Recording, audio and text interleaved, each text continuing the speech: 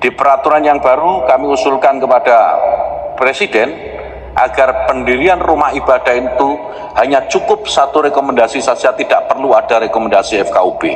Cukup rekomendasi dari Kementerian Agama saja.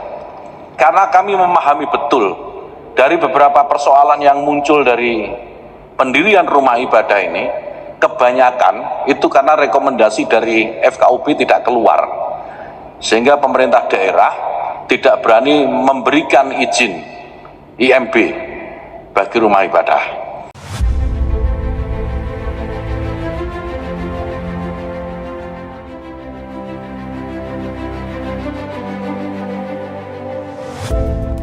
Pemerintah sekarang sedang merumuskan peraturan mendirikan rumah ibadah yang mempermudah peraturan sebelumnya.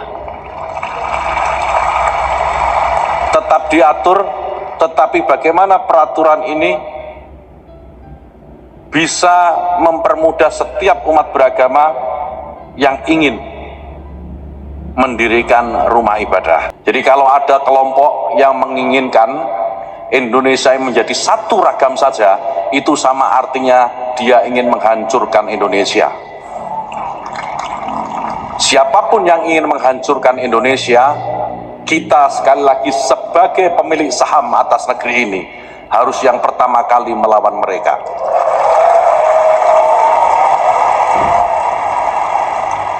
Oleh karena itu saya juga merasakan sekaligus ingin meminta maaf dalam kesempatan yang baik ini. Di beberapa tempat masih muncul beberapa penolakan pendirian tempat ibadah, terutama untuk saudara-saudara saya umat Kristiani. Saya minta maaf. Mungkin yang sedang melarang-larang itu, yang tidak ingin tempat ibadah berdiri, pikniknya kurang jauh. Belajar dari guru yang salah. Kita maklumi, itu saudara kita yang sedang tersesat, dan mari kita tunjukkan ke jalan yang benar. Kami pemerintah sedang berusaha, sedang merumuskan sebuah peraturan. Banyak kritik memang, banyak masukan tentang peraturan pendirian rumah ibadah. Sebagian saudara-saudara kita minta agar peraturan pendirian rumah ibadah dicabut saja, karena ini akan mempersulit umat untuk mendirikan tempat ibadah. Di sisi yang lain ada yang minta udah biarkan saja. Itu penting. Kami pemerintah mengambil jalan di antara keduanya. Bapak Ibu sekalian, logika dasar yang kami gunakan bahwa negeri ini harus memiliki aturan. Tidak boleh negeri ini tidak memiliki aturan. Pencabutan peraturan pendirian rumah ibadah itu kalau kita renungkan, sebagaimana tadi Pendeta Jeki juga sampaikan, kita ini harus merenung. Kita merenungkan sedikit saja. Kalau tidak ada peraturan mendirikan rumah ibadah, maka di mana satu agama mayoritas, ya, itu nanti isinya di tempat itu ya rumah ibadah agama itu saja. Sebut misalnya di Jawa Barat ini mayoritas Muslim.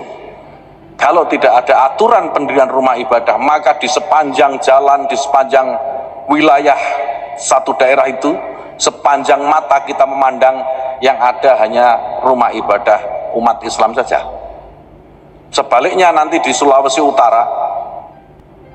Utara yang mayoritas umat Kristiani di sana, maka yang kita lihat sepanjang jalan, sepanjang mata kita memandang ya hanya gereja saja. Dan ini Bapak Ibu sekalian sama sekali tidak mencerminkan kebinekaan, tidak mencerminkan keindonesiaan, dan tidak mencerminkan takdir kita sebagai sebuah bangsa yang memang beragam. Oleh karena itu, pemerintah sekarang sedang merumuskan peraturan mendirikan rumah ibadah yang mempermudah peraturan sebelumnya. Tetap diatur, tetapi bagaimana peraturan ini bisa mempermudah setiap umat beragama yang ingin mendirikan rumah ibadah. Peraturan yang lama, Bapak Ibu sekalian, untuk mendirikan rumah ibadah itu ada 2 rekomendasi yang harus dipenuhi. 1 rekomendasi dari FKUB, yang kedua rekomendasi dari Kementerian Agama. Di peraturan yang baru kami usulkan kepada Presiden agar pendirian rumah ibadah itu hanya cukup 1 rekomendasi saja, tidak perlu ada rekomendasi FKUB. Cukup rekomendasi dari Kementerian Agama saja. Karena kami memahami betul dari beberapa persoalan yang muncul dari pendirian rumah ibadah ini, kebanyakan itu karena rekomendasi dari FKUB tidak keluar, sehingga pemerintah daerah tidak berani memberikan izin IMB bagi rumah ibadah. Nah, ini kita buat sedemikian rupa sehingga aturan tetap ada, tetapi aturan ini mempermudah, tidak mempersulit seperti sekarang. Nah, kepada saudara-saudara umat Kristiani, saya mohon doa agar peraturan ini segera terbit dan kita hidup beragama di bangsa yang majemuk, di bangsa yang berbineka ini juga semakin tenang dalam menjalankan keyakinan kita.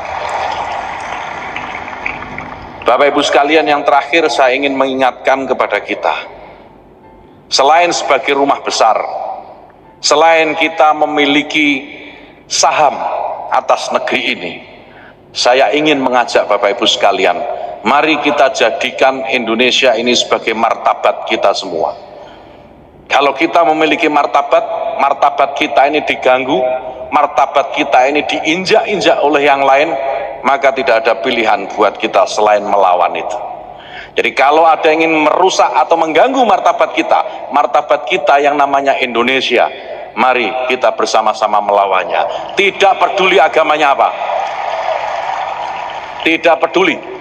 Kalau yang mengganggu martabat kita sebagai sebuah bangsa ini, agama tertentu, sudah nggak peduli.